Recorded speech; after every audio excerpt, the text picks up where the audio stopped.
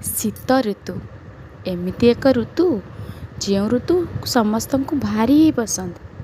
ଶୀତ ଋତୁରେ ଖରା ଆଦୌ କାଟେନି। ପିଲାବେଳେ ପଖାଳ ସାଙ୍ଗକୁ ଶୁଖୁଆ ଭଜା ନେଇକି ଖରା ପଟକୁ ପିଠି ଦେଖିକି ଖଳାରେ ବସି ଆମେ କେତେ ଖାଇଛୁ, କେତେ ମଜାମସ୍ତି କରିଛୁ।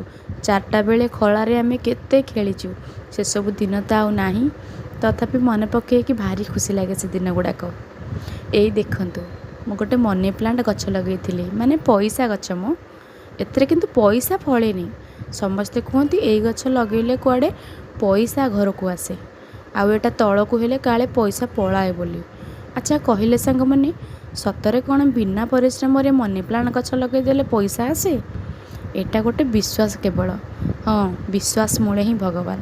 ତ ଯେତେବେଳେ ଗଛଟି ଲଗାଇଛି ତା'ର ଯତ୍ନ ନେବା ମୋର ଦାୟିତ୍ୱ। ପତ୍ର ଗୁଡ଼ାକ ଛୋଟ ଛୋଟ ହେଇଯାଉଛି, କାହିଁକି ମୁଁ ଜାଣିନି। କିନ୍ତୁ ସେଇଟା ତଳକୁ ହେଇଗଲା ଦେଖି ମୁଁ ଭାବିଲି କାଳେ ମୋ ଘରୁ ପଇସା ପଳାଇବ। ମୁଁ ସେଥିପାଇଁକା କ'ଣ କଲି ନା, ତାକୁ ଉପରକୁ କରିଦେଲି। ଦେଖିଲେ ଭଲ ସୁନ୍ଦର ଦେଖାଯାଉନି? ଭିଡ଼ିଓଟି କେମିତି ଲାଗିଲା ନିଶ୍ଚିନ୍ତ କହିବେ।